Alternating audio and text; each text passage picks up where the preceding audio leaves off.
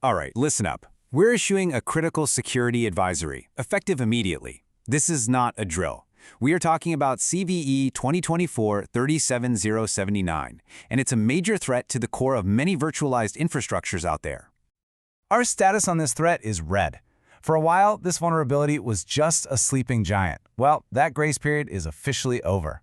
Broadcom and CISA have now confirmed this thing is being actively exploited in the wild. If you're running a vulnerable system, you're not just at risk, you are an active target. So consider this your official SITRP, your situation report for CVE 2024-37079. We're going to break down the threat, the attack vector, and exactly what you need to do right now.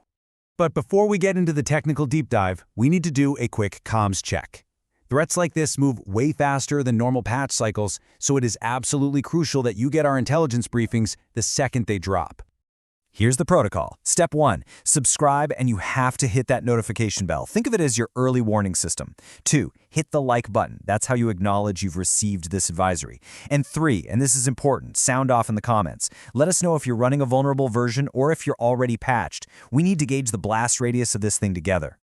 Okay, comms check complete. Now let's get to the threat debrief. We're going to dissect this breach because, to defeat the enemy, you first have to understand them. You might be asking, why the sudden urgency for a vulnerability from last year? Well, this timeline right here tells the whole story. Back in June, Broadcom did the right thing. They released the patch. And for months, crickets. It was quiet. But then just last week, the game completely changed. Broadcom confirmed active exploitation. CISA immediately, and I mean immediately, added it to their KEV catalog, which forces federal agencies to patch by next month. That quiet period, that wasn't safety. That was just lead time for the attackers. So what exactly are we dealing with here? At its core, CVE 2024-37079 is a heap overflow vulnerability. Now, in simple terms, that's a memory corruption flaw. It's in the DCERPC protocol, which is a key component for remote communication. An attacker who has network access can send a carefully crafted packet and, get this, without any credentials whatsoever, they can execute their own code on your vCenter server. And this number, this tells you how severe it is. The CVSS score is a 9.8 out of 10. In our world, it just doesn't get much more critical than that. It means the attack is easy, it requires zero user interaction, and it results in a full system compromise. So who's in the blast radius? Basically, anyone running VMware vCenter Server versions 7.0 and 8.0, or Cloud Foundation versions 4 and 5. The risk goes through the roof for any vCenter instance that's exposed to the internet or any untrusted network. And a special shout out to the managed service providers. You guys are an incredibly high-value target. A single compromise on your end could give an attacker the keys to the kingdom for multiple customer environments. Let's geek out just for a second. How does this actually work? The root cause is something called an integer underflow. The best way to think about it is like a car's odometer rolling backward from 0 to all nines. The code miscalculates the size of a network packet, and that one tiny mathematical mistake is the crack in the armor that attackers are slipping through. And here's the attack in just 3 simple steps. First, the attacker targets one of 3 DCERPC ports, 2012, 2014, or 2020. Second, they send a packet where one specific field, the number of context elements, is set to a magic number, 169. That is the key. When it sees exactly 169, it triggers that integer underflow we just talked about. And that leads to step 3, a heap overflow. The server's memory gets corrupted, all authentication is bypassed, and just like that, the attacker has remote code execution. Okay, you know the threat. You know how it works. Now for the most important part of this entire briefing, your action plan.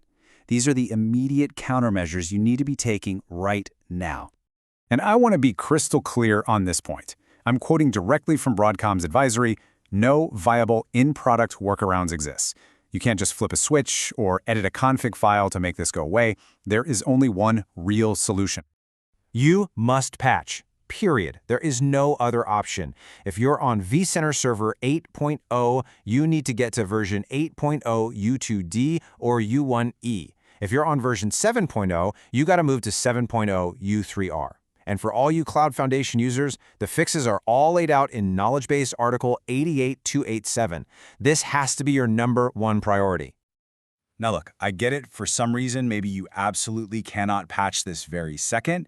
If that's you, then you have to implement these emergency mitigations. First, isolate. Get your vCenter server off the public internet right now. No excuses. Second, segment. Use your firewall rules to lock down access to these vulnerable ports, allowing connections only from a strict list of trusted admin workstations.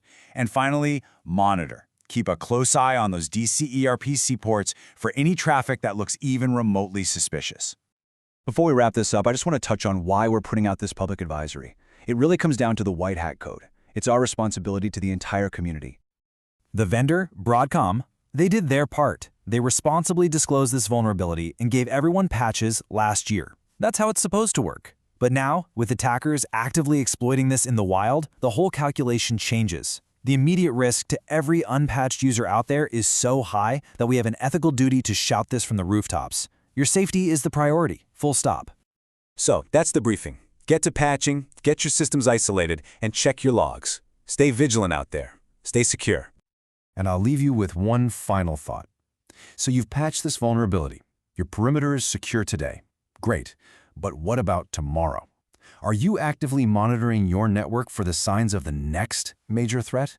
Because the attackers, they never stop, and neither can we.